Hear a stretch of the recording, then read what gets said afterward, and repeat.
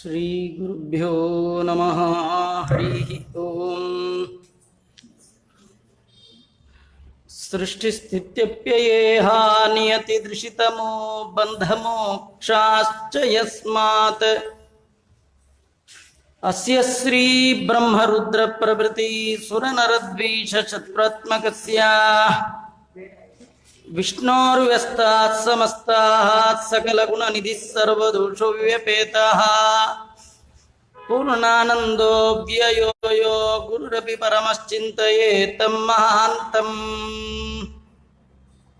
ಓಂ ಜನ್ಮಾದ್ಯಸ್ಯ ಯತೋನ್ವಯಾದಿತರತಶ್ಚಾರ್ಥೇಷ್ವವಿಘ್ನಸ್ವರಾಟ್ ತೇನೇ ಬ್ರಹ್ಮಹೃದಯಾದಿಕವಯೇ ಮುಖ್ಯಂತಿ M ಸೂರಯಃ ತೇಜೋ ವಾರಿಮೃದಂ ಯಥಾ ವಿನಿಮಯೋ ಯತ್ರ ತ್ರಿಸರ್ಗೋ ಮೃಷಾ ಧಾಮ್ನಾ ಸ್ವೇನ ಸದಾ ನಿರಸ್ತಕುಹಕಂ ಸತ್ಯಂ ಪರಂ ಧೀಮಹಿ.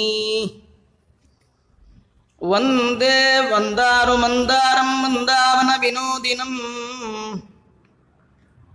ವೃಂದಾವನ ಕಲಾನಾಥಂ ಪುರುಷೋತ್ತಮಮದ್ಭುತಂ. ನಾರಾಯಣಂ ನಮಸ್ಕೃತ್ಯ ನರಂ ಚೈವ ನರೋತ್ತಮಂ ದೇವೀಂ ಸರಸ್ವತೀಂ ವ್ಯಾಸಂ ತತೋ ಗ್ರಂಥಮುದೀರಯೇತ್. ಬುದ್ಧಿರ್ಬಲಂ ಯಶೋಧೈರ್ಯಂ ನಿರ್ಭಯತ್ವಮರೋಗತಾ ಅಜಾಡ್ಯಂ ವಾಕ್ಪಟುತ್ವಂ ಚ ಹನುಮತ್ಸ್ಮರಣಾತ್ ಭವೇತ್. ಭವತಿ ಯದನುಭಾವಾತ್ ಎಡಮೂಕೋಪಿ ವಾಗ್ಮೀ ಜಡಮತಿರಪಿ ಜಂತುರ್ಜಾಯತೆ ಪ್ರಜ್ಞಮೌಲಿಃ. ಸಕಲವಚನಚೇತೋ ದೇವತಾ ಭಾರತೀ ಸಾ ಮಮ ವಚಸಿ ನಿಧತ್ತಾಂ ಸನ್ನಿಧಿಂ ಮಾನಸೇ ಚ. ಯಂ ಪ್ರವ್ರಜಂದಮನುಪೇತಮಪೇತಕೃತ್ಯಂ ದ್ವೈಪಾಯನೋ ವಿರಹಕಾತುರಾ ಜುಹಾವ ಪುತ್ರೇತಿ ತನ್ಮಯತಯಾ ತರವೋಪಿ ನೇದುಃ ತಂ ಸರ್ವಭೂತಹೃದಯಂ ಮುನಿಮಾನತೋಸ್ಮಿ. ನಮೋಸ್ತು ತಾತ್ವಿಕಾ ದೇವಾಃ ವಿಷ್ಣುಭಕ್ತಿಪರಾಯಣಾಃ ಧರ್ಮಮಾರ್ಗೇ ಪ್ರೇರಯಂತು ಭವಂತಃ ಸರ್ವ ಏವ ಹಿ. ಮೂಕೋಪಿ ಯತ್ಪ್ರಸಾದೇನ ಮುಕುಂದಶಯನಾಯತೆ ರಾಜರಾಜಾಯತೆ ರಿಕ್ತೋ ರಾಘವೇಂದ್ರಂ ತಮಾಶ್ರಯೇ ತಪಸ್ವಾಧ್ಯಾಯ ಶುಶ್ರೂಷಾ. ಕೃಷ್ಣಪೂಜಾರತಂ ಮುನಿಂ ವಿಶ್ವೇಶಂ ಇಷ್ಟದಂ ವಂದೇ ಪರಿವ್ರಾಟ್ ಚಕ್ರವರ್ತಿನಂ ಆಪಾದಮೌಲಿಪರ್ಯಂತಂ. ಗುರೂಣಾಂ ಆಕೃತಿಂ ಸ್ಮರೇತ್ ತೇನ ವಿಘ್ನಾಃ ಪ್ರಣಶ್ಯಂತಿ ಸಿದ್ಧ್ಯಂತಿ ಚ ಮನೋರಥಾಃ. ಸ್ವಸ್ತ್ಯಸ್ತು ಸತಾಂ ಅಶೇಷ ಸನ್ಮಂಗಲಾನಿ ಭವಂತು. ಶ್ರೀ ಗುರುಭ್ಯೋ ನಮಃ. ಯೇನ ಮೇ ತೀವ್ರ ದಾರಿದ್ರ್ಯಂ ವಿಲಯಂ ಯಾಂತಿ ತತ್ಕ್ಷಣಾತ್ ಅತುಲಂ ವೈಭವಂ ಲಬ್ಧ್ವಾ ವಿವಸಾಮಿ ಯಥಾ ಸುಖಂ ತವಾಹಂ ಶರಣಂ ಯಾತಾ ಸಪತ್ನೀಕೋ ಮಹಾಮುನೇ. ಉಪದೇಶ ಪ್ರಸಾದೇನ ಕೃತಾರ್ಥೀ ಕರ್ತುಮರ್ಹಸಿ. ಕೃತ್ವಾ ಜೀವವದಂ ನಿತ್ಯಂ ಜೀವೇಯಂ ಭಾರ್ಯಯಾ ಸಹಾಯೇ ತಸ್ಮಿನ್ ವಿಪಿನೇ ಘೋರೆ ವಸತೋ ಮೇ ದುರಾತ್ಮನಃ. ಕುರುಷ್ವನುಗ್ರಹಂ ಬ್ರಹ್ಮನ್ ಪಾಪಯುಕ್ತಸ್ಯ ಸಾಂಪ್ರತಂ. ಪ್ರಾಚೀನ ಪುಣ್ಯಂ ಪುಂಜೇನ ಸಂಪ್ರಾಪ್ತೋ ಗಹನೆ ಭವಾನ್. ಶ್ರೀ ಗುರುಭ್ಯೋ ನಮಃ. ಮಣಿಗ್ರೀವ ಶೂದ್ರ ವ್ಯಾಧ ಉಗ್ರದೇವ ಅನ್ನುವ ಬ್ರಾಹ್ಮಣರನ್ನ ಈ ರೀತಿ ಪ್ರಶ್ನೆ ಮಾಡ್ತಾ ಇದ್ದಾನೆ. ನಿತ್ಯದಲ್ಲಿ ಪ್ರಾಣಿ ಹಿಂಸೆ ಮಾಡ್ತಾ ಪಾಪಭೂಯಿಷ್ಠವಾದ ಈ ಜೀವನ ನಡೆಸ್ತಾ ಇದ್ದೀನಿ ನಾನು ಹೆಂಡತಿಯಿಂದ ಕೂಡಿಕೊಂಡು. ಇಂಥ ಘೋರವಾದ ಕಾಡಿನಲ್ಲಿ ವಾಸ ಮಾಡುವ ದುಸ್ಥಿತಿ ನನಗೆ ಒದಗಿ ಬಂದಿದೆ. ಜನ್ಮಾಂತರದ ಪುಣ್ಯದಿಂದಾಗಿ ನಿಮ್ಮಂತಹ ಸಜ್ಜನರು ನಿಮ್ಮನ್ನ ನೋಡುವಂತಹ ಯೋಗ ಸಿಕ್ಕಿದೆ. ದಯಮಾಡಿ ಪಾಪಿಯಾದ ನನ್ನ ಮೇಲೆ ಅನುಗ್ರಹವನ್ನ ಮಾಡಿ ಅಂತ ಕೇಳ್ತಾ ಇದ್ದಾನೆ. ನಾನು ನನ್ನ ಹೆಂಡತಿ ನಿಮಗೆ ಶರಣು ಬಂದಿದ್ದೇವೆ. ನಿಮ್ಮ ಅಮೃತವಾಣಿಯಿಂದ ನಮ್ಮನ್ನ ಕೃತಾರ್ಥರನ್ನಾಗಿಸಿ, ಯಾವ ಕರ್ಮ ಮಾಡಿದರೆ ತತ್ಕ್ಷಣದಲ್ಲಿಯೇ ನನ್ನ ಈ ತೀವ್ರವಾದ ದಾರಿದ್ರ್ಯ, ಈ ಕಷ್ಟಗಳೆಲ್ಲ ಪರಿಹಾರ ಆಗತ್ತೆ, ಜೊತೆಗೆ ಅತುಲವಾದ ವೈಭವ ಪ್ರಾಪ್ತಿ ಆಗಬೇಕು, ಜೊತೆಗೆ ನಾನು ಸುಖವಾಗಿರ್ಬೇಕು. ಇದು ನೋಡಿ, ಎಲ್ಲರದು ಬಯಕೆ 3 ಕ್ರಮ. ಒಂದು, ದಾರಿದ್ರ್ಯ ಹೋಗ್ಬೇಕು, ವೈಭವ ಬರಬೇಕು. ಕೆಲವು ಸತಿ ದಾರಿದ್ರ್ಯ ಹೋಗಿರತ್ರಿ, ವೈಭವನೂ ಬಂದಿರತ್ರಿ. ಅಂದ್ರೆ ಏನು ಕಷ್ಟ ಇಲ್ಲ, ದುಡ್ಡಿಗೆ ಕಷ್ಟ ಇಲ್ಲ, ಆಹಾರಕ್ಕೆ ಕಷ್ಟ ಇಲ್ಲ, ಮನೆಗೆ ಕಷ್ಟ, ಯಾವುದಕ್ಕೂ ಕಷ್ಟ ಇಲ್ಲ, ಸಂಪತ್ತಿದೆ, ಎಲ್ಲ ಇದೆ. ಆದರೆ ಹಡರೋಗ. ನಿಮ್ಮ ಸುಖ ಎಲ್ಲಿದೆ? ಊರಲ್ಲಿರೋರೆಲ್ಲ ತಿಂತಿರ್ತಾರೆ, ನಿಮಗಿಲ್ಲ. ಹಾಗಾದ್ರೆ ಸಂಪತ್ತಿನಿಂದ ಸುಖ ಅಲ್ಲ, ದೇವರು ನಿಮ್ಮ ಹಣೆಯಲ್ಲಿ ಬರೆದಿರ್ಬೇಕು ಸುಖ ಅನುಭವಿಸ್ಲಿಕ್ಕೆ. ಹಾಗಾಗಿ ದುಃಖ ದಾರಿದ್ರ್ಯ ಹೋಗಬೇಕು, ವಿಪುಲವಾದ ಸಂಪತ್ತು ಬರಬೇಕು.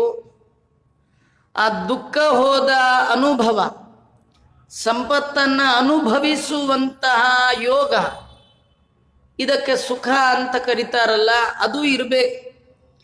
ಏನು ಮಾಡಿದ್ರೆ ಆಗತ್ತೆ? ಶ್ರೀಮದ್ ಟೀಕಾಕೃತ್ಪಾದರು ತಮ್ಮ ಟೀಕೆಯಲ್ಲಿ ಹೇಳುವಾಗ ಹೇಳ್ತಾರೆ, ಜಗತ್ತಿನ ಜೀವ ಜಾತದ ದೊಡ್ಡ ಬಯಕೆ ಸುಖಮೇವ ಮೇ ಸ್ಯಾತ್ ದುಃಖಂ ಮನಾಗಪಿ ಮಾಭೂತ್. ದುಃಖ ಮನಸ್ಸಿಗೂ ಬರಬಾರ್ದು, ಸ್ವಪ್ನದಲ್ಲಿಯೂ ದುಃಖ ಬರಬಾರ್ದು. ಏನಂದ್ರೆ ಮಲಗಿ ನಿದ್ದೆ ಮಾಡುವಾಗ ಸ್ವಪ್ನ ಬಿದ್ದರೆ ಒಳ್ಳೊಳ್ಳೆ ಸ್ವಪ್ನ ಬೀಳಬೇಕು ಅಂತ, ಸ್ವಪ್ನವೂ ಚೆನ್ನಾಗಿ ಬೀಳಬೇಕು ಅಂತ ಆಸೆ. ಸ್ವಪ್ನ ನಮ್ಮ ಕಂಟ್ರೋಲಲ್ಲಿ ಇದೆಯಾ? ಎಚ್ಚರದಲ್ಲೇ ನಾವು ಕಂಟ್ರೋಲಲ್ಲಿ ಇರಲ್ಲ, ಎಚ್ಚರದಲ್ಲಿಯೇ ನಮ್ಮ ಕಂಟ್ರೋಲಲ್ಲಿ ಏನಿಲ್ಲ. ನಿದ್ದೆಗೆ ಜಾರಿದ ಮೇಲೆ ಹೊದ್ದಿಗೆಯ ಮೇಲೆ ನಮ್ಮ ಕಂಟ್ರೋಲ್ ಇಲ್ಲ. ಮೇಲ್ ಬೀಳೋ ಕನಸಲ್ಲಿ ನಮ್ದೇನು ಕಂಟ್ರೋಲ್ ರೀ? ನಿದ್ದೆಯಲ್ಲಿ ನಮ್ಮ ಕನಸನ್ನ ಯಾರು ಕಂಟ್ರೋಲ್ ಮಾಡ್ತಾನೆ, ಎಚ್ಚರದಲ್ಲಿ ಅವನೇ ನಮ್ಮನ್ನು, ನಮ್ಮ ಕನಸುಗಳ ನನಸನ್ನು ಕಂಟ್ರೋಲ್ ಮಾಡುವವ ಅವನೇ. ಇದು ಅರಿವು, ದೊಡ್ಡ ಅರಿವು.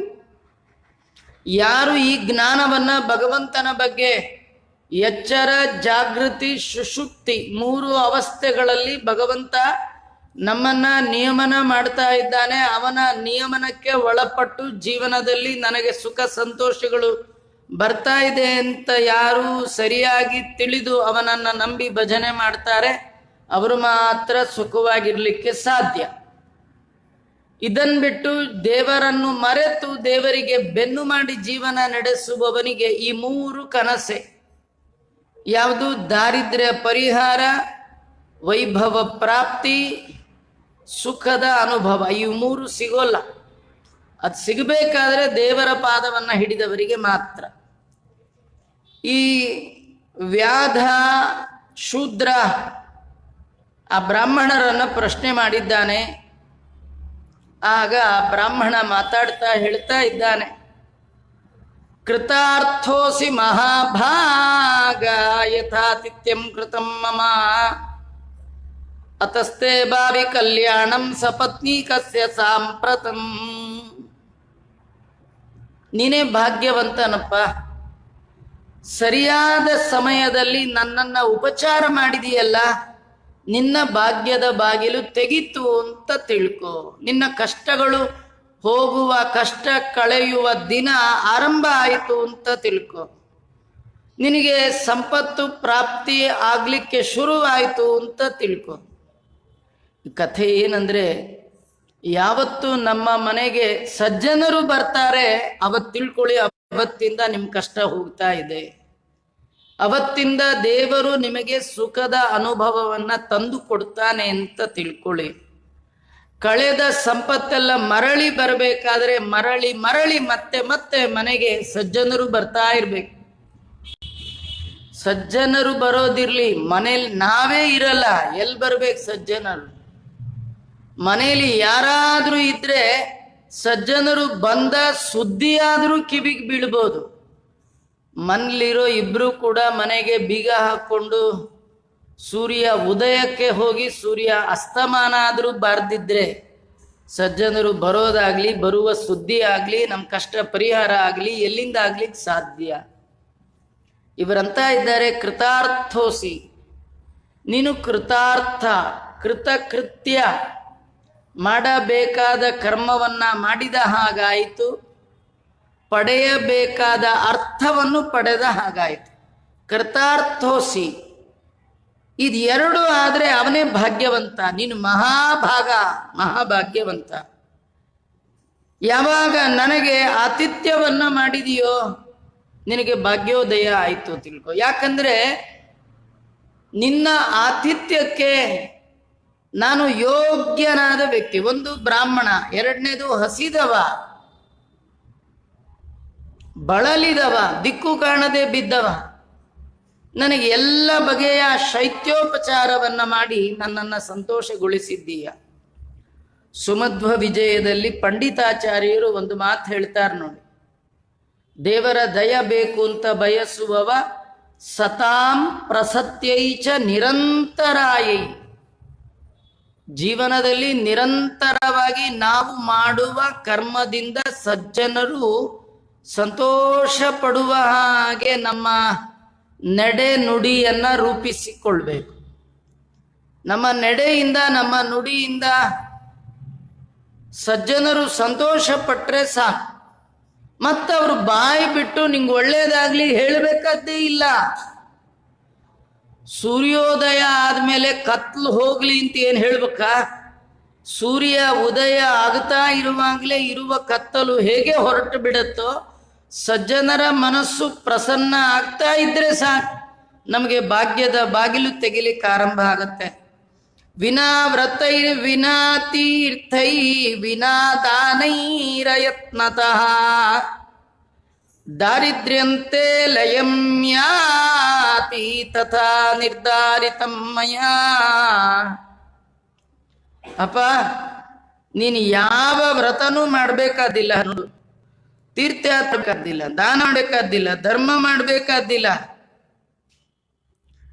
ನಿನ್ನ ಎಲ್ಲ ದಾರಿದ್ರ್ಯ ಹೋಗುವ ಹಾಗೆ ಒಂದು ಉಪಾಯ ಹೇಳ್ತೇನೆ ಕೇಳು ಅಂತ ನೋಡಿ. ಸಜ್ಜನರ ಸಹವಾಸ ಮಾಡಿದ್ರೆ ಅನಾಯಾಸವಾಗಿ ಸುಖವನ್ನ ಹೊಂದುವ ವಿಧಿಯನ್ನ ಉಪದೇಶ ಮಾಡ್ತಾರೆ ಸಜ್ಜನರು. ಸಜ್ಜನ ಶಿಖಾಮಣಿಗಳು ಜಗದ್ಗುರು ಮಧ್ವಾಚಾರ್ಯರು.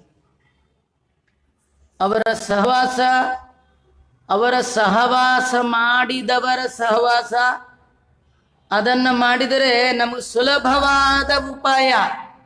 ಅದ್ಯಾವುದು? ಸುಲಭನೋ ಹರಿ, ಆ ಭಗವಂತನ ಪೂಜೆಯನ್ನ ಒಲಿಸಿಕೊಳ್ಳುವ ಉಪಾಯವನ್ನ ಜಗತ್ತಿನ ಸಮುದಾಯಕ್ಕೆ ಕೊಟ್ಟ ಮಹಾನುಭಾವರು ಯಾರದು? ಆನಂದ ತೀರ್ಥ ಭಗವತ್ಪಾದಾಚಾರ್ಯರು. ನೀ ಏನು ಮಾಡಬೇಡ, ನಿನ್ನ ದಾರಿದ್ರ್ಯ ಎಲ್ಲ ಹೋಗುವ ಒಂದು ಉಪಾಯವನ್ನ ನಿನಗೆ ಹೇಳ್ತೇನೆ. ಏನಂದ್ರೆ, ಅತಃ ಪರಂ ತೃತೀಯೋಸ್ತಿ ಮಾಸ ಶ್ರೀ ಪುರುಷೋತ್ತಮ ಭವದ್ಭ್ಯಾಂ ತತ್ರ ವಿಧಿನಾ ದಂಪತಿಭ್ಯಾಂ ಪ್ರಯತ್ನತಃ. ಇವತ್ತಿನಿಂದ ಸರಿಯಾಗಿ 3 ತಿಂಗಳಿಗೆ ಅಧಿಕ ಮಾಸ ಬರ್ತಾ ಇದೆ. ಅಧಿಕ ಮಾಸ ಬಂದಾಗ ಅದನ್ನ ಪುರುಷೋತ್ತಮ ಮಾಸ ಅಂತ ಕರಿತಾ ಇದ್ದಾರೆ.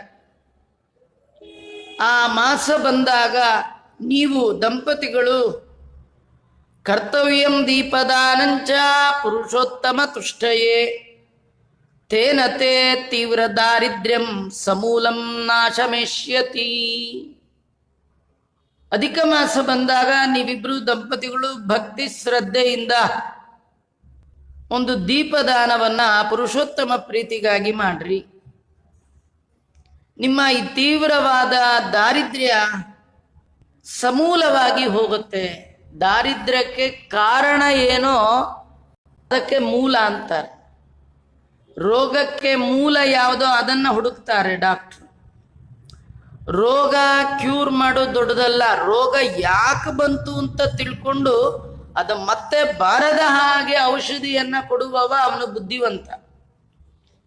ಹಾಗೆ ನಿನ್ನ ದಾರಿದ್ರ್ಯಕ್ಕೆ ಔಷಧಿ ಕೊಡೋದು ದೊಡ್ಡದಲ್ಲ. ದಾರಿದ್ರ್ಯಕ್ಕೆ ಮೂಲವಾದದ್ದು ಯಾವುದು? ಪಾಪ.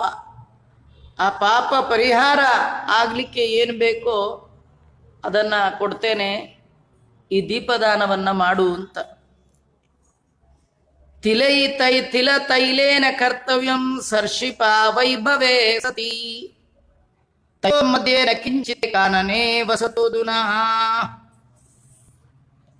ನೀನು ಎಳ್ಳಿನ ಎಣ್ಣೆಯಲ್ಲಿ ತಿಲತೈಲ ದೀಪ ಹಚ್ಚು.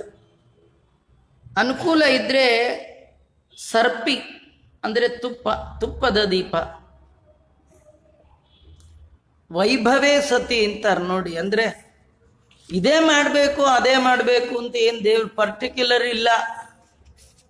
ತುಪ್ಪ ಅಂತ ಆಚಾರ್ಯ ಎಲ್ಲಿಂದ ತರೋಣ? ತುಪ್ಪ ಭಾರಿ ಕಾಸ್ಟ್ಲಿ, ಅದಕ್ಕೆ ನಾವು ಮಾಡಲಿ ಹಂಗನ್ಬೇಡಿ. ಎಣ್ಣೆದಾದರೂ ಸರಿ, ದೇವರು ಕೊಟ್ಟಿದ್ದ ಆಗ ತುಪ್ಪದ್ದು ಅದನ್ನು ನೀವು ಮಾಡ್ರಿ. ಆದರೆ ಏನಂದರೆ ತುಪ್ಪ ಆಗಲಿ ಎಳ್ಳೆಣ್ಣೆ ಆಗಲಿ, ಈಗ ನೀನು ಅರಣ್ಯದಲ್ಲಿ ವಾಸ ಮಾಡ್ತಾ ಇದ್ದೀಯಾ, ಇಲ್ಲಿ ಎರಡೂ ಸಿಗ ಸಾಧ್ಯ ಇಲ್ಲ. ಇಂಗು ನಿಜೇನ ತೈಲೇನ ದೀಪ ಕಾರ್ಯಸ್ತ್ವಯಾನಗ ಯಾವನ್ಮಾಸಂ ಸನಿಯಮಂ ಮಣಿಗ್ರೀವಸ್ತ್ರೀಯಾ ಸಹ. ಇಲ್ಲಿ ಸಿಗುವಂತಹ ಇಂಗಳಕಾಯಿ, ಅದರ ಎಣ್ಣೆಯಿಂದ 1 ತಿಂಗಳ ಪರ್ಯಂತರವಾಗಿ ನೀನು ನಿನ್ನ ಹೆಂಡತಿ ಪುರುಷೋತ್ತಮ ಪ್ರೀತ್ಯರ್ಥವಾಗಿ ತಪ್ಪದೆ ದೀಪ ಹಚ್ಚಿ. ದಾಸರು ಇದನ್ನು ಇನ್ನೂ ಸುಲಭ ಮಾಡಿ ಕೊಡ್ತಾರೆ. ರಾತ್ರಿ ಬೆಳಕಿಗಾಗಿ ಹಚ್ಚುವ ದೀಪವನ್ನ ದೇವರಿಗೆ ಅಂತ ಹಚ್ಚಿದ್ರೂ ಸಾಕು, ದೇವರ ಅನುಗ್ರಹ ಮಾಡ್ತಾನೆ. ಇದು ಅವನಿಗೆ ಅಂತ ಅಲ್ಲ, ಓಡಾಡ್ಲಿಕ್ಕಾಗಲ್ಲ, ದೀಪ ಇರಲಿ ಅಂತ ಲೈಟ್ ಹಾಕಿದ್ರೆ ದೀಪ, ಆ ದೀಪ ಭಗವಂತ ನೀನು ಪ್ರೀತನಾಗು ಅಂತ ಹಚ್ಚಿದ್ರೂ ಸಾಕಂತ. ಇರುಳು ಹಚ್ಚುವ ದೀಪ ಆ ಭಗವಂತನಿಗೆ ದೀಪ ಆಗತ್ತಂತೆ. ನೀವು ಅನುಸಂಧಾನ ಬೇಕು, ಸ್ಮರಣೆ ಬೇಕು. ಆ ಕರ್ಮ ಮಾಡುವಾಗ ದೇವರ ನೆನಪು ಬಂದರೆ ಸಾಕು, ಆ ಕರ್ಮ ಭಗವಂತನ ಅರ್ಪಣೆಗೆ ಯೋಗ್ಯವಾದ ಯಜ್ಞಾನುಸಂಧಾನವಾಗಿ ಆಗಿಬಿಡುತ್ತೆ. ಅದರಿಂದ 1 ತಿಂಗಳು ತಪ್ಪದೆ ಈ ದೀಪವನ್ನು ಹಚ್ಚಿ. ಯಾವನ್ಮಾಸಂ ಸ ನಿಯಮಂ ಮಣಿಗ್ರೀವ ಸ್ತ್ರೀಯಾ ಸಹ. 1 ತಿಂಗಳು ಪುರುಷೋತ್ತಮ ಮಾಸದಲ್ಲಿ ಹೆಂಡತಿಯಿಂದ ಕೂಡಿಕೊಂಡು ಅಸ್ಮಿನ್ ಸರೋವರೇ ಸ್ನಾತ್ವಾ ಸಹ ಪತ್ನ್ಯಾ ನಿರಂತರಂ. ನಿತ್ಯ ಬೆಳಗಿನ ಜಾವ ಸ್ನಾನ ಮಾಡ್ರಿ ದಂಪತಿಗಳು. ಏವಮೇವ ಹಿ ಕರ್ತವ್ಯ ಮಾಸ ಮಾತ್ರಂ ತ್ವಯಾವನೆ. 1 ತಿಂಗಳು ಈ ಕಾಡಿನಲ್ಲಿ ನೀನು ಇಷ್ಟು ಮಾಡಿದ್ರೆ ಸಾಕು. ಏವಮೇವ ಹಿ ಕರ್ತವ್ಯಂ ಅಯಮೇವ ಉಪದೇಶಸ್ತು ಸಪತ್ನಿ ಕಾಯತೆ ಕೃತಃ ತ್ವದಾದಿತ್ಯ ಪ್ರಸನ್ನೇನ ಮಯಾ ನಿಗಮ ನಿಶ್ಚಿತಂ. ನೀನು ಬೇರೆ ಏನು ಮಾಡಬೇಕಾದಿಲ್ಲ. ನಿನ್ನ ಹೆಂಡತಿಯ ಜೊತೆಗೆ ಈ ಸರೋವರದಲ್ಲಿ ನಿತ್ಯ ಬೆಳಗಿನ ಜಾವ ಸ್ನಾನ, ದೇವರ ಮುಂದೆ 1 ದೀಪ ಇಷ್ಟು ಹಚ್ಚು. ಇದೇ ನಿಂಗೆ ನಾನು ಮಾಡೋ ಉಪದೇಶ ಅಂದ್ರು ನೋಡಿ. ಅವ್ರು ಬೇರೆ ಮಂತ್ರ ಸ್ತೋತ್ರ ಪಾರಾಯಣ ಏನು ಹೇಳಿಲ್ಲ. ಯಾಕಂದ್ರೆ ಅವನಿಗೆ ಅದೆಲ್ಲ ಏನು ಹೇಳಬೇಕಾದಿಲ್ಲ. ಅಂದ್ರೆ ಇನ್ನೊಂದು, ಈ ಮಾಸದ ಕರ್ತವ್ಯಗಳೇನಿದೆಯಲ್ಲ, ಅಧಿಕ ಮಾಸ, ಇದು ಮನುಷ್ಯ ಮಾತ್ರರಾದವರು, ಅರ್ಥಾತ್ 4 ವರ್ಣದವರು ಕೂಡ ಅವರ ಯೋಗ್ಯತೆಗೆ ಅನುಗುಣವಾಗಿ ಆಚರಣೆ ಮಾಡಿದರೆ ಸಾಕು. ಇನ್ಯಾರನ್ನೋ ನೋಡಿ ಇನ್ನೇನೋ ಮಾಡಬೇಕಾದಿಲ್ಲ. ನಮ್ಮ ಯೋಗ್ಯತೆಗೆ ಅನುಗುಣವಾದ ಕರ್ಮ, ನಾವು ನಮ್ಮ ವರ್ಣ ನಮ್ಮ ಆಶ್ರಮಕ್ಕೆ ವಿಹಿತವಾದ ಕರ್ಮವನ್ನು ಭಗವಂತ ಪ್ರೀತನಾಗಲಿ ಅಂತ ಯಾವುದೇ ಕಾಮನೆ ಇಲ್ಲದೆ, ಮುಖ್ಯವಾಗಿ ನಾನು ಮಾಡ್ತಾ ಇದ್ದೇನೆ ಎನ್ನುವ ಅಹಂಕಾರ ಪಡದೆ ಮಾಡಿದ ಮೇಲೆ ಭಗವಂತ ನೀ ಮಾಡಿಸಿದ್ದು ಅಂತ ಅವನಿಗೆ ಅರ್ಪಣೆ ಮಾಡಿಬಿಟ್ರೆ ಸಾಕು. ಇದು 1 ತಿಂಗಳು ಮಾಡು. ಅಯಮೇವ ಉಪದೇಶಸ್ತು ಸಪತ್ನಿ ಕಾಯತೆ ಕೃತಃ. ನೀನು ಹೆಂಡತಿಯಿಂದ ಕೂಡಿಕೊಂಡು 1 ತಿಂಗಳ ಕಾಲ ಇದನ್ನು ಮಾಡಿಬಿಟ್ರೆ ಸಾಕು. ನಿನ್ನ ಆತಿಥ್ಯದಿಂದ ನನಗೆ ತುಂಬ ಆನಂದ ಆಗಿದೆ. ನನ್ನ ಮೈಯಲ್ಲಿ ಈಗ ಶಕ್ತಿ ಸಂಚಾರ ಆಗ್ತಾ ಇದೆ. ನಾನೇನು ಪ್ರಯಾಗಕ್ಕೆ ಅಂತ ತೀರ್ಥಯಾತ್ರೆ ಹೊರಟಿದ್ದೆ, ಇನ್ನು ನನಗೆ ಯಾವ ಭಯ ಇಲ್ಲ, ನಾನು ಇನ್ನು ಮುಂದೆ ಸಂಚಾರ ಮಾಡಬಹುದು, ನೀನು ಯೋಚನೆ ಮಾಡಬೇಡ, ನಿಂಗೆ ದೇವರ ದಯ ಆಗತ್ತೆ. ಅನ್ಯತಾ ದೀಪದಾನಮ್ಮಿ ರಮಾವೃದ್ಧಿಕರಂ ನೃಣಾಂ. ದೀಪದಾನ ವೇದಗಳಲ್ಲಿ ಪ್ರಸಿದ್ಧವಾಗಿರ್ತಕ್ಕಂಥದ್ದು. ಈ ದೀಪದಾನದಿಂದ ರಮಾವೃದ್ಧಿ ಅಂತ. ರಮಾ ಅಂದರೆ ಲಕ್ಷ್ಮಿ ಹೆಸರು. ಮನೆಯಲ್ಲಿ ಸಂಪತ್ತು ಬರಬೇಕು ಅಂತಾದರೆ ದೇವರ ಮುಂದೆ ದೀಪ ಹಚ್ಚಬೇಕಂತ. ದೇವರ ಮುಂದೆ ದೀಪ ಹಚ್ಚಿದ್ರೆ ದೇವರು ಬೆಳಕಾಗೋದಲ್ಲ, ನಮ್ಮ ಮನಸ್ಸು ಮನೆ ಎರಡನ್ನು ಬೆಳಗುತ್ತಾರಂತೆ ಭಗವಂತ. ದೀಪವನ್ನು ಹಚ್ಚೋದ್ರಿಂದ ಅಪ್ಪಣ್ಣಾಚಾರ್ಯ ಹೇಳ್ತಾರೆ, ದೀಪ ಸಂಯೋಜನಾದ್ ಜ್ಞಾನಂ ಪುತ್ರಲಾಭೋ ಭವೇ ಧ್ರುವಂ. ಎರಡೂ ಬಗೆಯ ಫಲ. ದೇವರ ಮುಂದೆ ದೀಪವನ್ನು ಹಚ್ಚಿದರೆ ಕತ್ತಲೆಯನ್ನ ಕಳೆದು ಬೆಳಕನ್ನ ಇಟ್ಟಂತೆ. ಯಾರು ಭಗವಂತನ ಮುಂದೆ ಆ ರೀತಿ ಮಾಡ್ತಾರೆ, ಭಗವಂತ ಅಂತಾನೆ, ನನ್ನ ಮುಂದೆ ಕತ್ತಲನ್ನು ಓಡಿಸಿ ಬೆಳಕನ್ನ ಮಾಡಿದ್ದೀಯಾ, ನಾನು ನಿನ್ನ ಮುಂದೆ ಮಾಡಲ್ಲ, ನಿನ್ನ ಒಳಗಿರುವ ಕತ್ತಲನ್ನ ಕಳೆದು ತತ್ವಜ್ಞಾನದ ಬೆಳಕನ್ನ ಕೊಡ್ತೇನೆ. ದೀಪ ಸಂಯೋಜನಾತ್ ಜ್ಞಾನಂ. ರಾಯರ ವೃಂದಾವನ ಅಂತಂದ್ರೆ ಅಲ್ಲಿ ವೃಂದಾರಕರ ಗುಂಪಿದೆ. ವೃಂದಾರಕರು ಅಂದ್ರೆ ದೇವತೆಗಳು. ಎಲ್ಲ ದೇವತೆಗಳ ಸನ್ನಿಧಾನದಿಂದ ಯುಕ್ತರಾಗಿ ಮಂತ್ರಾಲಯ ಪ್ರಭುಗಳು ವೃಂದಾವನದಲ್ಲಿ ಸನ್ನಿಹಿತರಾಗಿದ್ದಾರೆ. ಒಬ್ಬ ವೇದವನ್ನ ಅಧ್ಯಯನ ಮಾಡಿದ ಸದಾಚಾರ ಸಂಪನ್ನನಾದ ಬ್ರಾಹ್ಮಣ ಮನೆಗೆ ಬಂದ್ರೆ ಅವನಲ್ಲೇ ಎಲ್ಲ ದೇವತೆಗಳಿರ್ತಾರಂತೆ. ಯಾವತೀರ್ವೈ ದೇವತಾ ತಾ ಸರ್ವಾ ವೇದ ವಿಧಿ ಬ್ರಾಹ್ಮಣೇ ವಸಂತಿ.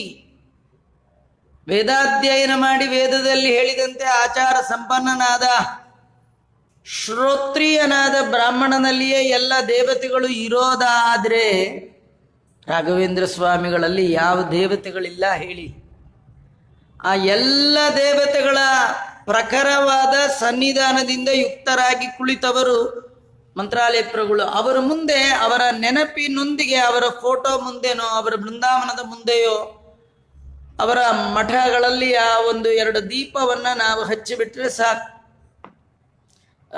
ದೀಪ ಇಲ್ಲದ ದೇವರ ಮನೆಯನ್ನೇ ಪ್ರವೇಶ ಮಾಡಬಾರ್ದು. ಪ್ರವೇಶ ಮಾಡಿದಾಗ ದೀಪ ಇಲ್ಲ ಅಂದರೆ ಮೊದಲು ಹಚ್ಚಬೇಕು.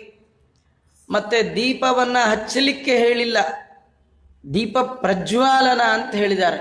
ದೇವರ ಮನೆಯಲ್ಲಿ ದೀಪ ಯಾವಾಗಲೂ ಉರಿತಿರ್ಬೇಕು. ದೇವರ ಮನೆ ಕತ್ತಲಾಯಿತು ಅಂದರೆ ನಿಮ್ಮ ಹೃದಯ ಕತ್ತಲಾಯಿತು ಅಂತ ಅರ್ಥ. ಅದು ಚೆನ್ನಾಗಿ ಬೆಳಗಬೇಕು. ದೇವರ ಮುಂದೆ ದೀಪವನ್ನು ಹಚ್ಚಿದರೆ ದೇವರು ಎರಡು ಅನುಗ್ರಹ.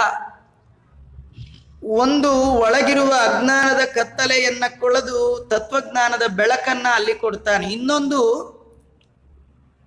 ಸಂತಾನ ಅದನ್ನ ಕೊಡ್ತಾನಂತೆ. ಯಾಕೆಂದ್ರೆ ಈ ತತ್ವಜ್ಞಾನದ ಸಂತತಿ ಬೆಳೆಸ್ಲಿಕ್ಕೆ ತತ್ವಜ್ಞಾನ, ಆ ಸಂತಾನ ಮಕ್ಕಳ ತಂತು ಸಂತಾನೆ ಅಂತ ಆ ಮಕ್ಕಳನ್ನು ಸತ್ಪುತ್ರರನ್ನು ಭಗವಂತ ಕೊಡ್ತಾನಂತೆ.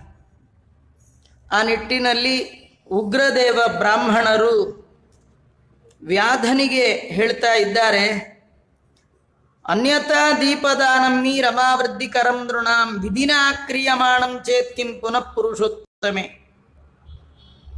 ಏನು ಅರಿವಿಲ್ಲದೆ ದೇವರ ಮುಂದೆ ದೀಪ ಹಚ್ಚಿದವನಿಗೆ ಲಕ್ಷ್ಮಿ ತಾಂಡವಾಡ್ತಾಳೆ.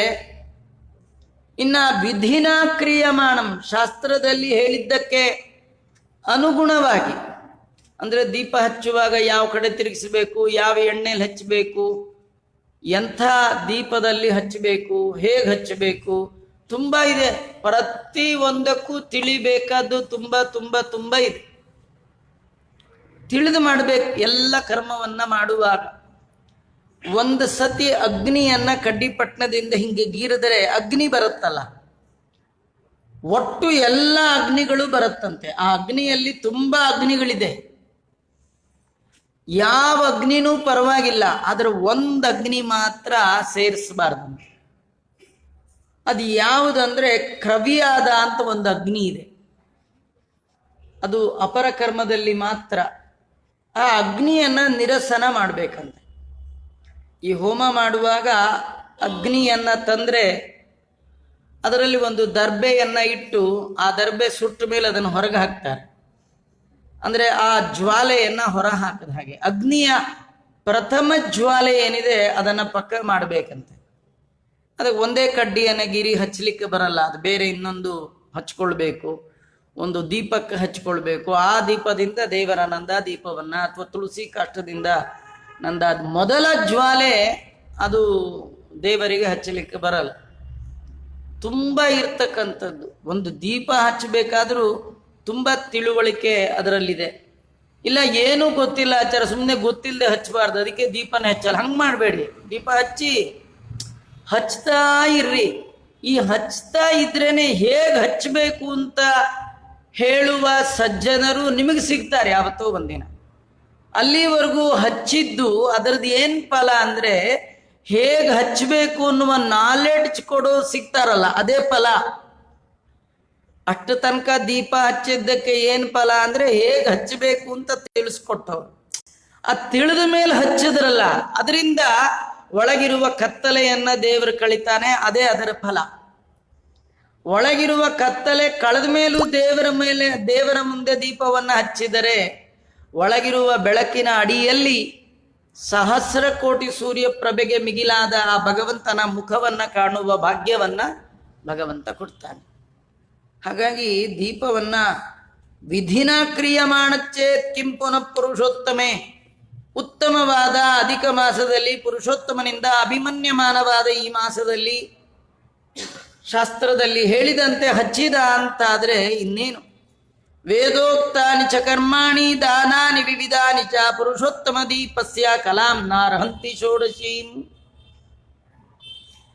ವೇದದಲ್ಲಿ ಹೇಳಿರ್ತಕ್ಕಂಥ ಬಗೆ ಬಗೆಯ ದಾನಗಳೆಲ್ಲ ಮಾಡಿದರೂ ಕೂಡ ದೇವರ ಮುಂದೆ ಹಚ್ಚುವ ಒಂದು ದೀಪಕ್ಕೆ ಬರುವ ಪುಣ್ಯದ 16ನೇ ಒಂದು ಭಾಗಕ್ಕೂ ಅವು ಯಾವ ಸಮ ಆಗೋಲ್ಲ. ಅಂದ್ರೆ ಒಬ್ಬ ಸಣ್ಣ ಮನುಷ್ಯ, ಒಬ್ಬ ಬಡವನು ಕೂಡ ವೇದದಲ್ಲಿ ಹೇಳಿದ ಎಲ್ಲ ಫಲವನ್ನ ಪಡಿಲಿಕ್ಕೆ ಸಾಧ್ಯ. ಅದು ಭಗವಂತನ ಮುಂದೆ ಒಂದು ದೀಪವನ್ನ ಹಚ್ಚುವ ಮುಖಾಂತರವಾಗಿ. ತೀರ್ಥಾನಿ ಸಕಲಾನ್ಯೇವ ಶಾಸ್ತ್ರಾಣಿ ಸಕಲಾನಿ ಚ ಪುರುಷೋತ್ತಮ ದೀಪಸ್ಯ ನಾರ್ಹಂತಿ ಕಲಾಂ ನಾರ್ಹಂತಿ ಷೋಡಶೀಂ. ಎಲ್ಲ ತೀರ್ಥಗಳ ಸ್ನಾನ ಮಾಡಿದರೆ ಏನು ಫಲ? ಆ ಫಲ ದೇವರ ಮುಂದೆ ಅಧಿಕ ಮಾಸದಲ್ಲಿ ಹಚ್ಚುವ ದೀಪಕ್ಕೆ ಬರುವ ಫಲದ 16ನೇ ಒಂದು ಭಾಗದಷ್ಟು ಎಲ್ಲ ಭೂಮಂಡಲದ ಎಲ್ಲ ತೀರ್ಥಗಳ ಸ್ನಾನದ ಫಲ ಅದಕ್ಕೆ ಸಮ ಆಗೋಲ್ಲ ಅಂತಾರೆ. ಯೋಗೋ ಜ್ಞಾನಂ ತಥಾ ಸಾಂಖ್ಯಂ ತಂತ್ರಾಣಿ ಸಕಲಾನ್ಯಪಿ ಪುರುಷೋತ್ತಮ ದೀಪಸ್ಯ ಕಲಾಂ ನಾರ್ಹಂತಿ ಷೋಡಶೀಂ. ಯೋಗ, ಜ್ಞಾನ, ಸಾಂಖ್ಯ ಇವುಗಳ ಅಧ್ಯಯನದಿಂದ ಬರಬಹುದಾದಂತಹ ಫಲ ದೇವರ ಮುಂದೆ ಹಚ್ಚುವಂತಹ ಒಂದು ದೀಪದ 16ನೇ ಒಂದು ಭಾಗದಷ್ಟು ಅಲ್ಲ. ಇದೆಲ್ಲ ಹೇಳ್ತಾ ಇದ್ದಾರೆ ನಿಜವ ಅಂದ್ರೆ ರೋಚನಾನಾಂ ಫಲಶ್ರುತಿ ಅಂದ್ರೆ ದೇವರ ಮುಂದೆ ದೀಪ ಹಚ್ಚೋದು ಅಷ್ಟು ಮುಖ್ಯ ಅಂತ ತಿಳಿಸ್ತಾ ಇದ್ದಾರೆ. ಕೃಚ್ಛ್ರಾಣಿ ಚಾಂದ್ರಾದೀನಿ ವ್ರತಾನಿ ನಿಖಿಲಾನಿ ಚ. ಕೃಚ್ಛ್ರ ಅನ್ನುವಂತಹ ವ್ರತ, ಚಾಂದ್ರಾಯಣ ಅನ್ನುವ ವ್ರತ, ಇದು ದೊಡ್ಡ ದೊಡ್ಡ ವ್ರತಗಳು. ಇದೇ ಮೊದಲಾದ ಎಲ್ಲ ವ್ರತಗಳನ್ನ ಮಾಡಿದರೆ ಏನು ಪುಣ್ಯವೋ ಅದಕ್ಕಿಂತಲೂ 16 ಪಟ್ಟು ಜಾಸ್ತಿ ದೇವರ ಮುಂದೆ ಹಚ್ಚುವಂತಹ ದೀಪ. ವೇದಾಭ್ಯಾಸೋ ಗಯಾ ಶ್ರಾದ್ದಂ ಗೋಮತಿ ತಟ ಸೇವನಂ.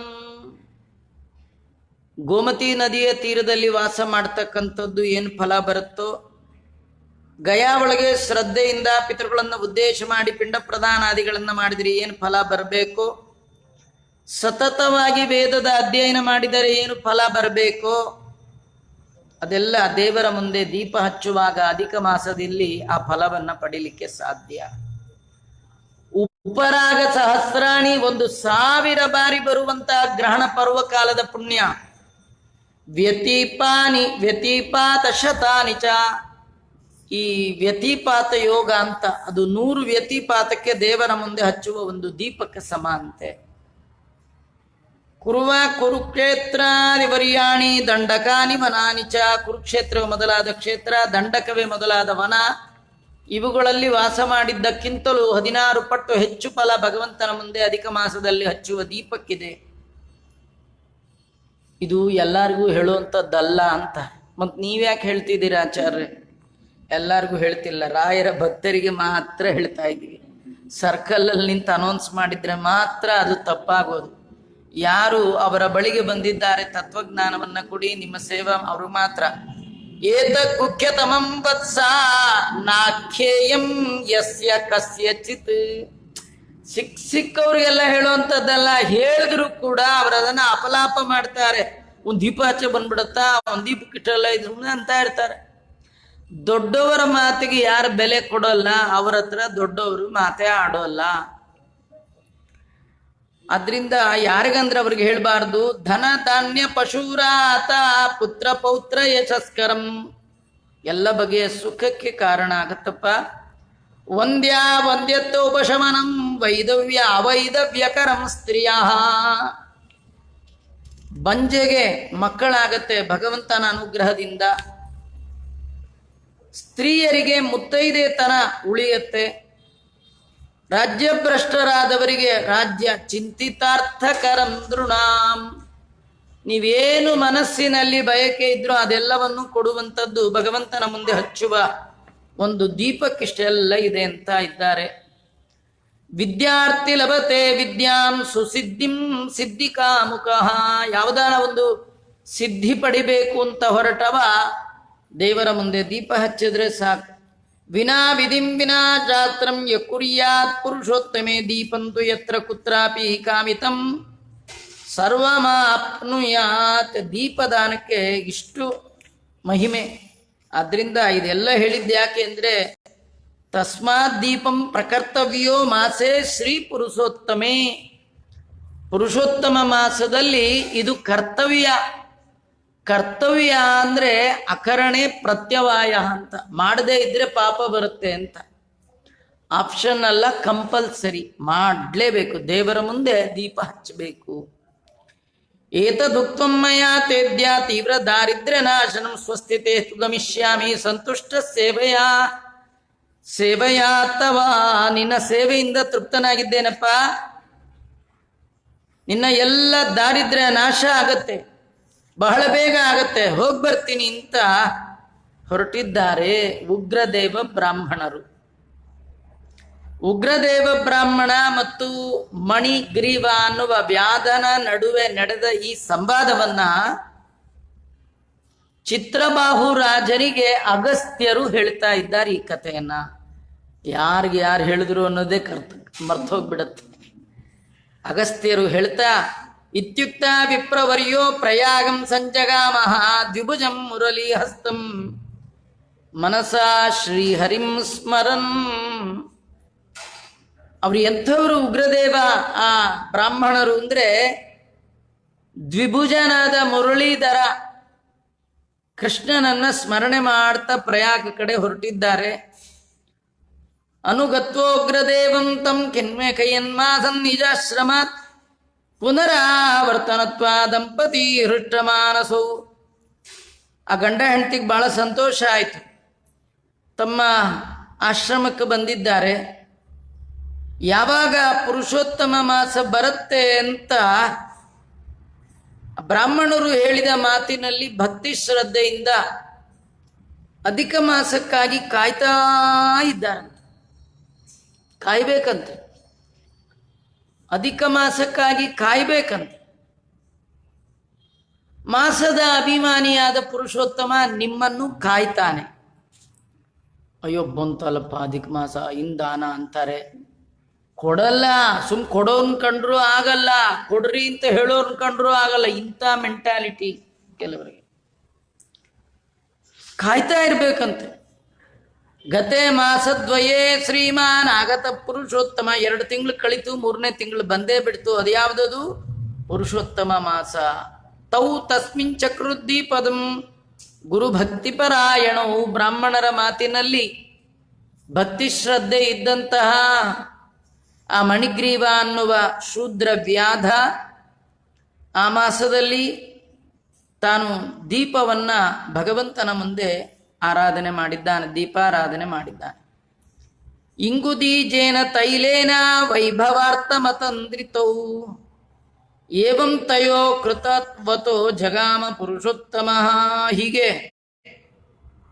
ಉತ್ತಮವಾದ ಸಂಪತ್ ಪ್ರಾಪ್ತಿಗೋಸ್ಕರವಾಗಿ, ದಾರಿದ್ರ್ಯದ ಪರಿಹಾರಕ್ಕೋಸ್ಕರವಾಗಿ, ಸುಖದ ಅನುಭವಕ್ಕಾಗಿ ಪುರುಷೋತ್ತಮ ಮಾಸ ಬಂದಾಗ ಇಂಗುದಿ ಅನ್ನುವಂತಹ ತೈಲದಿಂದ ಆ ಬೀಜ ಇಂಗಳಕಾಯಿ ಅದರಿಂದ ದೀಪ ಹಚ್ತಾ ಇದ್ದಾರೆ. ಮಾಸ ಕಳೆದೇ ಹೋಯಿತು, 1 ತಿಂಗಳಾಯಿತು. ಯಾವಾಗ ಆ ಬ್ರಾಹ್ಮಣರ ಮಾತಿಗೆ ಓಗೊಟ್ಟು ಇವರು ದೀಪವನ್ನು ಹಚ್ಚಿದ್ದಾರೆ, ವಿನಿರ್ಧೂತ ಮನೋಮಲವು, ಮನಸ್ಸಿನ ಮಲವನ್ನೆಲ್ಲ ಕಳ್ಕೊಂಡಿದ್ದಾರಂತೆ ದಂಪತಿಗಳು. ನೋಡಿ, ಹಚ್ಚಿದ್ದು ದೀಪ, ಕಳ್ಕೊಂಡಿದ್ದು ಕೊಳೆ. ಆ ಕೊಳೆಯೇ ಕತ್ತಲು. ಮನಸ್ಸಿನ ಒಳಗೆ, ಹೃದಯದ ಒಳಗೆ ಕತ್ತಲಿಗೆ ಕಾರಣವಾದದ್ದು ಮಲ, ಕೊಳೆ, ಅದನ್ನು ಕಳೆದಿದ್ದ. ಅದಕ್ಕೆ ಮಲಾಪಕರ್ಷಕವು ಮಾಸವು ಅಂತಾರೆ. ಈ ಮಾಸವನ್ನ ಮಲಮಾಸ ಅಂತ ಯಾಕೆ ಕರೆದಿದ್ರು ಅಂದರೆ, ನಮ್ಮ ಮೈ, ಮಾತು, ಮನಸ್ಸಿನ ಮಲವನ್ನ ಅಪಕರ್ಷಣೆ ಮಾಡುವಂತಹ ಶಕ್ತಿ ಈ ಮಾಸಾಭಿಮಾನಿಯಾದ ಪುರುಷೋತ್ತಮ ಕೃಷ್ಣನಿಗಿದೆ. ಕೃಷ್ಣ ಅಂದರೆ ಕರ್ಷತಿ ಇತಿ ಕೃಷ್ಣ. ಯಾರು ಆ ಭಗವಂತನಿಗೆ ಸಂಬಂಧಪಟ್ಟ ಸ್ವಲ್ಪ ಕರ್ಮ, ಪರಿಪೂರ್ಣವಾಗಿ ದೊಡ್ಡದೇನಲ್ಲ, ಒಂದು ಸ್ವಲ್ಪ ಮಾಡಿದ್ರೂ ಸಾಕು, ಅವರ ಮನಸ್ಸಿನಲ್ಲಿರುವ ಎಲ್ಲ ಪಾಪವನ್ನು ಭಗವಂತ ಕಳೆದು ಬಿಡ್ತಾನೆ. ಕಾಲಸ್ಯ ವಶಮಾಪನ್ನೌ ಪುರಂದರಪುರೀಂ ಗತೌ. ಕಾಲಾಂತರದಲ್ಲಿ ಅವರು ದೇಹ ನಾಶ ಆಗಿದೆ. ಅವರು ನೋಡಿ ಆ ಜನ್ಮದಿಂದ ಅಲ್ಲಿ ಕಳೆದು ಪುರಂದರಪುರೀಂ ಗತವು, ಇಂದ್ರಲೋಕಕ್ಕೆ ಹೋಗ್ಬಿಟ್ರು. ನೋಡಿದ್ರೆ ಎಷ್ಟು ಮಾಡಬಾರದು ಮಾಡಿದ್ದ, ಆದರೆ ಅವನು ದೀಪದಾನವನ್ನು ಮಾಡಿ ದೀಪವನ್ನು ದೇವರ ಮುಂದೆ ಹಚ್ಚಿ ತನ್ನೆಲ್ಲ ಪಾಪವನ್ನು ಕಳ್ಕೊಂಡಿದ್ದಾನೆ. ಅಲ್ಲಿ ಅನೇಕ ಭೋಗವನ್ನು ಪಡೆದು ಮುಂದೆ ಪೃಥಿವ್ಯಾಂ ಭಾರತೀ ಜಿರೇ ಉಗ್ರದೇವ ಪ್ರಸಾದೇನ ವರಂ ಜನುರವಾಪತು. ಆ ಸ್ವರ್ಗದಲ್ಲಿ ಭೋಗವನ್ನು ಮುಗಿಸಿದ ಮೇಲೆ ಆ ದಂಪತಿಗಳಿಬ್ಬರು ಮತ್ತೆ ಭರತಖಂಡದಲ್ಲಿ ಹುಟ್ಟಿದ್ದಾರೆ. ಒಳ್ಳೆ ಕ್ಷತ್ರಿಯ ಕುಲದಲ್ಲಿ ಜನ್ಮ ತಾಳಿದ್ದಾನೆ. ಶೂದ್ರನಾದವ ಮುಂದೆ ಸ್ವರ್ಗ ಸುಖವನ್ನು ಅನುಭವಿಸಿ ಭೂಮಿಯಲ್ಲಿ ಭಾರತದಲ್ಲಿ ಕ್ಷತ್ರಿಯರ ವಂಶದಲ್ಲಿ ಹುಟ್ಟಿದ್ದಾನೆ. ಇಷ್ಟಕ್ಕೆಲ್ಲ ಏನು ಕಾರಣ ಅಂದರೆ ಉಗ್ರದೇವ ಪ್ರಸಾದೇನ. ನೀವು ಒಂದು ದಿನ ಶ್ರದ್ಧೆಯಿಂದ ಮಾಡಿದರೂ ಅದಕ್ಕೆ ಭಾರಿ ಬೆಲೆ ಇದೆ ಅನ್ನೋದನ್ನು ತೋರಿಸ್ತಾ ಇದ್ದಾರೆ. ವೀರಬಾಹು ಸುತಸ್ತತ್ವಂ ಚಿತ್ರಬಾಹುರಿತಿ ಶ್ರುತಃ. ಕ್ಷತ್ರಿಯ ಕುಲದಲ್ಲಿ ಅತ್ಯಂತ ಪ್ರಸಿದ್ಧನಾದ ರಾಜ ವೀರಬಾಹು, ಅವನ ಮಗನಾಗಿ ಹುಟ್ಟಿದ ನೀನೇ ಹಿಂದಿನ ಕಥೆಯ ನಾಯಕ ಮಣಿಗ್ರೀವ. ನೀನು ಹಿಂದಿನ ಜನ್ಮದಲ್ಲಿ ಮಣಿಗ್ರೀವನಾಗಿದ್ದೆ. ನೋಡಿ, ಅಗಸ್ತ್ಯರು ಒಂದು ಕ್ಷಣ ಕಣ್ಣು ಮುಚ್ಚಿ ಒಂದು ಪೂರಾ ಡೀಟೇಲ್ ಹಿಂಗೆ ಹೇಳಿಬಿಟ್ರು. ಎಷ್ಟೋ ಜನ ಜ್ಯೋತಿಷ್ಯ ಹೇಳುವಾಗ 100 ಹೇಳಿದ್ರೆ 3 ಸರಿಯಾಗಿದ್ದರೆ ಅವ್ರನ್ನ ಜನ್ಮ ಜನ್ಮಾಂತರಕ್ಕೆ ನಂಬಿಡ್ತೀವಿ, ಅವ್ರು ಹೇಳಿದ್ದೆಲ್ಲ ಸರಿಗಿತ್ತು ಅಂತ. ಇವರು 3 ಅಲ್ಲ, 100ಗೆ 100 ಕರೆಕ್ಟಾಗಿ ಒಂದೇ ಕ್ಷಣದಲ್ಲಿ ಜನ್ಮಾಂತರದ ಜಾತಕವನ್ನು ಜಾಲಾಡಿ ಚಿತ್ರಬಾಹು ರಾಜನಿಗೆ ಹೇಳ್ತಾ ಇದ್ದಾನೆ. ಪೂರ್ವೇಸ್ಮಿನ್ ಮಣಿಗ್ರೀವೋ ಮೃಗ ಹಿಂಸಪರಾಯಣ. ನೀನೇ ಜನ್ಮಾಂತರದಲ್ಲಿ ಮಣಿಗ್ರೀವನಾಗಿ ಪ್ರಾಣಿ ಹಿಂಸೆ ಮಾಡಿ ಬದುಕಿದ್ದವ. ಇಯಂ ಚಂದ್ರಕಲಾ ನಾಮ್ನಿ. ಈ ನಿನ್ನ ಹೆಂಡತಿ ಚಂದ್ರಕಲಾ ಇದ್ದಾಳಲ್ಲ, ಅವಳೇ ಹಿಂದಿನ ಜನ್ಮದಲ್ಲಿ ಸುಂದರಿ ಅಂತಾಗಿದ್ಲು. ನೀವು ಮಾಡಿದ ಸಾಧನೆಯಿಂದಾಗಿ ಪುನರ್ಜನ್ಮದಲ್ಲಿ ಇಂಥ ಉತ್ತಮವಾದ ನಿನಗೆಲ್ಲ ಸಿಕ್ಕಿರ್ತಕ್ಕಂಥದ್ದು. ಪಾತಿವ್ರತ್ಯೇನ ಧರ್ಮೇಣ ತವಾದ್ಯಾಂಗಾರ್ಧಧಾರಿಣಿ. ಅವಳು ಪಾತಿವ್ರತ್ಯ ಧರ್ಮದಿಂದಾಗಿ ಈ ಜನ್ಮದಲ್ಲಿಯೂ ಕೂಡ ನಿನಗೆ ಅರ್ಧಾಂಗಿಯಾಗಿ ಬಂದಿದ್ದಾಳೆ. ಪತಿವ್ರತ ಹಿಯ ನಾರಿ ಪತಿ ಪುಣ್ಯಾರ್ಧ ಭಾಗಿನಿ. ನೋಡಿ ಇಲ್ಲಿ ಸ್ಪಷ್ಟ ಹೇಳ್ತಾರೆ, ಗಂಡ ಮಾಡಿದ ಪುಣ್ಯ ಹೆಂಡತಿಗುಂಟು ಅಂತ ದಾಸರು. ಹೆಂಡತಿ ಮಾಡಿದ ಪುಣ್ಯ ಗಂಡನಿಗಿಲ್ಲ, ಗಂಡ ಮಾಡಿದ ಪಾಪ ಹೆಂಡತಿಗಿಲ್ಲ, ಹೆಂಡತಿ ಮಾಡಿದ ಪಾಪ ಗಂಡನಿಗುಂಟು. ಇದೆಲ್ಲ ಒಂದಿದ್ದು ಬಾರಿ ಅಚಲಾನಂದ ವಿಠಲ ಅಂತ ಪುರಂದರದಾಸರಿಗಿಂತೂ ಹಿಂದನವರು. ಆದರೆ ಕಡೆಯೊಳಗೆ ಅವರ ಒಂದು ಮಾತು ಹೇಳ್ತಾರೆ, ಗಂಡ ನೀನು ಹೆಂಡತಿ ನಾನು ಅಂತ. ಅಂದರೆ ನಾ ಮಾಡಿದ ಪಾಪ ನಿಂಗೆ, ಅಂದರೆ ಎಲ್ಲವನ್ನೂ ಭಗವಂತನಿಗೆ ಅರ್ಪಣೆ ಮಾಡೋದು. ಅದರಿಂದ ಇಲ್ಲಿ ಯಾವ ಹೆಂಡತಿಗೆ ಪುಣ್ಯ ಬರುತ್ತೆ ಅಂತ ವರ್ಣನೆ ಮಾಡ್ತಾ, ಯಾರು ಪತಿವ್ರತ ಹಿಯ ನಾರಿ ಪತಿ ಪುಣ್ಯಾರ್ಧ ಭಾಗಿನಿ, ಪತಿಯ ಎಲ್ಲ ಕರ್ಮದಲ್ಲಿ ಯಾರು ಸಹಕಾರವನ್ನ ಕೊಟ್ಟಿರ್ತಾರೆ, ಪತಿವ್ರತ ಧರ್ಮವನ್ನ ಎಂಥ ಕಷ್ಟ ಕಾಲದಲ್ಲಿಯೂ ಪರಿಪಾಲನೆ ಮಾಡಿರ್ತಾರೆ, ಅವರಿಗೆ ಮಾತ್ರ ಆ ಗಂಡ ಮಾಡಿದ ಪುಣ್ಯದಲ್ಲಿ ಅರ್ಧ ಬರುತ್ತೆ ಅಂತ. ಕೃತೇನಾದಿ ಪದಾನೇನ ಮಾಸೆ ಶ್ರೀ ಪುರುಷೋತ್ತಮೇ ಇಂಗುದಿಜೇನ ತೈಲೇನ ತವ ರಾಜ್ಯಮ ಕಂಟಕಂ. ಇವತ್ತು ನಿನ್ನ ರಾಜ್ಯ ಯಾವುದೇ ಶತ್ರು ಬಾಧೆ ಇಲ್ಲದೆ ನಿಷ್ಕಂಟಕವಾಗಿ, ಯಾವುದೇ ಸ್ಟ್ರೈಕ್ ಇಲ್ಲದೆ, ಯಾವುದೇ ಮುಷ್ಕರ ಇಲ್ಲದೆ ಇಷ್ಟು ಆರಾಮಾಗಿರ್ಲಿಕ್ಕೆ ಕಾರಣ ಜನ್ಮಾಂತರದಲ್ಲಿ ಮಾಡಿದ ದೀಪ, ಭಗವಂತನ ಮುಂದೆ ಹಚ್ಚಿದ ದೀಪ. ನೋಡಿ, ಈ ಕಥೆ ಒಳಗೆ ನಮಗೊಂದು ಕಥೆ ಇದೆ. ಇವತ್ತು ನಾವು ದೇವರ ಮುಂದೆ ಹಚ್ಚುವ ದೀಪ ಜನ್ಮಾಂತರದಲ್ಲಿ ಸುಖಮಯವಾದ ಜೀವನವನ್ನು ಕೊಡಲಿಕ್ಕೆ ಸಾಧ್ಯ ಇದೆ ಅಲ್ಲ. ಈಗೂ ದೇವರು ಕೊಡ್ತಾನೆ. ಆದರೆ ನಾವು ಮುಂದೆ ಚೆನ್ನಾಗಿರ್ಬೇಕು ಅಂತ ಬ್ಯಾಂಕಲ್ಲಿ ಧನ ಇಡ್ತೇವೆ, ಜನ್ಮಾಂತರದಲ್ಲಿ ಚೆನ್ನಾಗಿಡಬೇಕು ಅಂತ ಸಾಧನ ಇಡಬೇಕು. ಯಾವುದು ಸಾಧನ? ದೇವರ ಮುಂದೆ ದೀಪವನ್ನು ಬೆಳಗೋದೇ ದೊಡ್ಡ ಸಾಧನ. ಅದನ್ನು ಮಾಡಬೇಕು. ಕಿಂ ಪುನಃ ಸರ್ಷಿಪಾದೀಪಂ ತಿಲತೈಲೇನ ವಾ ಪುನಃ ಯಕ್ಕರೋತಿ ಹಿಖಂಡಂ ವೈ ಮಾಸೆ ಶ್ರೀ ಪುರುಷೋತ್ತಮೆ. ಈ ಪುರುಷೋತ್ತಮ ಮಾಸ ಬಂದಾಗ ಅಖಂಡವಾಗಿ ಯಾರು ತಿಲ ತೈಲದಿಂದ ದೇವರ ಮುಂದೆ ದೀಪವನ್ನು ಹಚ್ತಾರೆ, ತುಪ್ಪದ ದೀಪವನ್ನು ಹಚ್ತಾ ಇದ್ದಾರೆ. ಪುರುಷೋತ್ತಮ ದೀಪಸ್ಯ ಫಲಮೇತನ್ನ ಸಂಶಯ ಕಿಂ ಪುನಶ್ಚೋಪವಾಸದ್ಯೈ ಚರತ ಪುರುಷೋತ್ತಮ. ಇನ್ನ ಉಪವಾಸವೇ ಮೊದಲಾದ ಅನೇಕ ವ್ರತಗಳು ಪುರುಷೋತ್ತಮ ಮಾಸದಲ್ಲಿ ಹೇಳಿದ್ದಾರೆ. ಪುರುಷೋತ್ತಮ ಮಾಸದಲ್ಲಿ ಮಾಡಬಹುದಾದಂತಹ ವ್ರತಗಳು ಅನೇಕ ವ್ರತಗಳು, ಒಂದಲ್ಲ ಎರಡಲ್ಲ. ಅದು ನಕ್ತ ಭೋಜನ ಅಂತ ಒಂದು ವ್ರತ ಇದೆ. ನಕ್ತ ಭೋಜೀನರೋ ರಾಜನ್ ಬೃಹನ್ನಾರ್ದೀಯ, ಇದೇ ಪುರಾಣದಲ್ಲಿ ಈ ಮಾಸದಲ್ಲಿ ಮಾಡಬಹುದಾದ ಅನೇಕ ವ್ರತಗಳನ್ನು ತಿಳಿಸ್ತಾರೆ. ಅದು ನಕ್ತ ಭೋಜನ ಅಂತ. ಅವನು ಬ್ರಾಹ್ಮಣರ ಭೋಜನವನ್ನ ಮಾಡಿ ಅದನ್ನು ಕೃಷ್ಣಾರ್ಪಣ ಮಾಡಬೇಕು. ಅಯಾಚಿ ವ್ರತೆ ಚೈವ, ಇಡೀ ತಿಂಗಳು ಯಾರಲ್ಲಿ ಏನು ತಗೊಳ್ಳಲ್ಲ ಅನ್ನುವ ಒಂದು ವ್ರತ ಅಯಾಚನ ಅಂತ. ಅದಕ್ಕೆ ಸುವರ್ಣ ದಾನ ಮಾಡಬೇಕಂತ. ಅಮಾವಾಸ್ಯೆ ತನಕ ಮಾಸೋಪವಾಸ ಗೋದಾನ ಮಾಡಬೇಕು. ನೆಲ್ಲಿಕಾಯಿ ಸ್ನಾನ, ದಾತ್ರಿ ಸ್ನಾನಂ ನರೋ ಯಸ್ತು ದದಿವಾ ಕ್ಷೀರಮೇವಚ. ನೆಲ್ಲಿಕಾಯಿಯನ್ನ ನಿತ್ಯ ಹಚ್ಕೊಂಡು ಸ್ನಾನ ಮಾಡುವುದು ಅದೊಂದು ವ್ರತ. ಅದು ಮಾಡಿದ್ರೆ ಸಂತೃಪ್ತಿಗೋಸ್ಕರವಾಗಿ ಭಗವಂತನ ಹೆಸರಿನಲ್ಲಿ ಹಾಲು ಅಥವಾ ದದಿ, ವ್ರತ ಯಾವುದಿರಲ್ಲ ಅದು ನೋಡ್ಕೊಂಡು ಕೊಡಬೇಕು. ಆಮೇಲೆ ಫಲಹಾರ ವ್ರತ ಅಂತ. ಫಲಾನಾಂ ನಿಯಮೇ ರಾಜನ್, ಇಡೀ ತಿಂಗಳು ಬರೀ ಹಣ್ಣು ತಿನ್ಕೊಂಡಿರೋದು. ಆ ಹಣ್ಣು ತಿಂದು ವ್ರತವನ್ನ ಮಾಡಿ ದೇವರಿಗೆ ಅರ್ಪಣೆ ಮಾಡುವಾಗ ಫಲದಾನ ಮಾಡಬೇಕು. ತೈಲಸ್ಥಾನೇ, ತೈಲವನ್ನ ಇಡೀ ತಿಂಗಳು ಎಣ್ಣೆ ತಿನ್ನೋಲ್ಲ ಅಂತ ಒಂದು ವ್ರತ.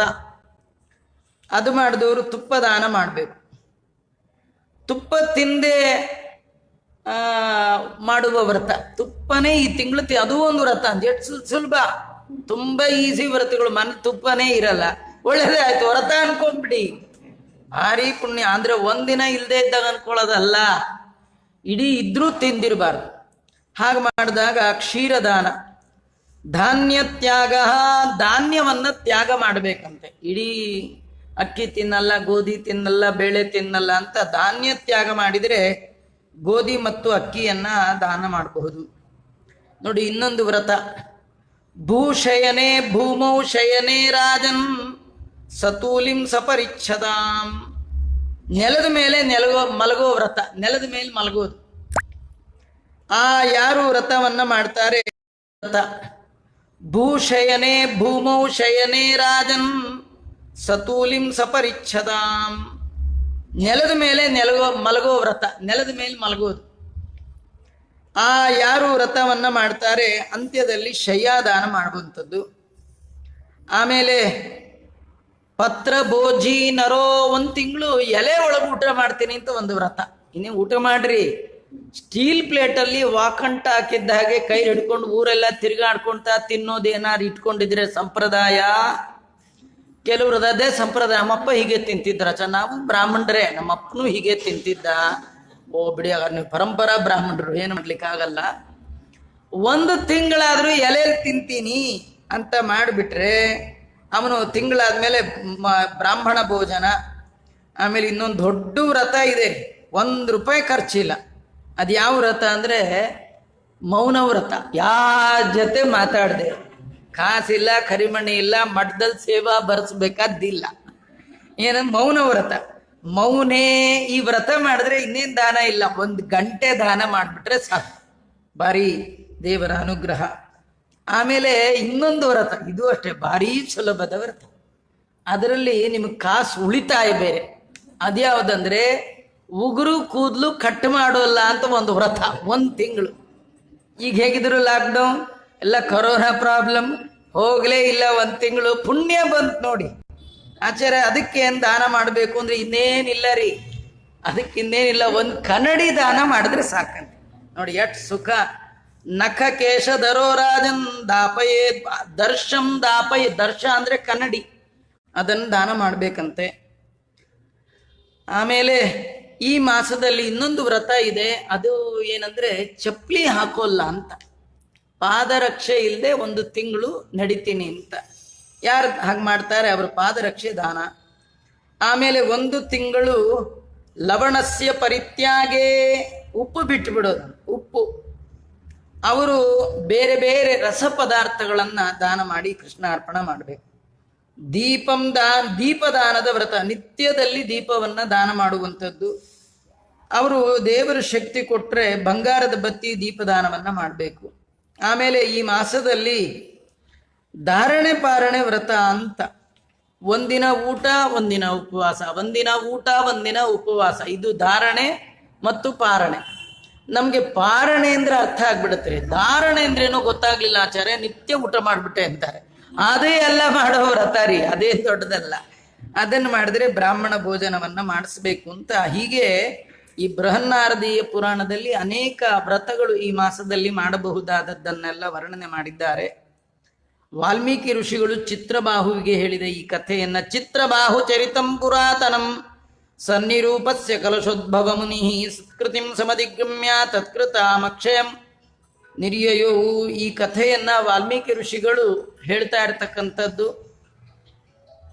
ಅಗಸ್ತ್ಯರು ಆ ಮಣಿಗ್ರೀವ ಚಿತ್ರಬಾಹುವಿಗೆ ಅವನ ಜನ್ಮದ ವೃತ್ತಾಂತವನ್ನು ತಿಳಿಸಿ ಪುರುಷೋತ್ತಮ ಮಾಸದಲ್ಲಿ ಮಾಡುವಂತಹ ದೀಪದಾನ ಎಷ್ಟು ಎತ್ತರದ ಫಲವನ್ನು ಕೊಡುತ್ತೆ ಅಂತ ಅದರೊಳಗೆ ತಿಳಿಸ್ಕೊಟ್ಟಿದ್ದಾರೆ.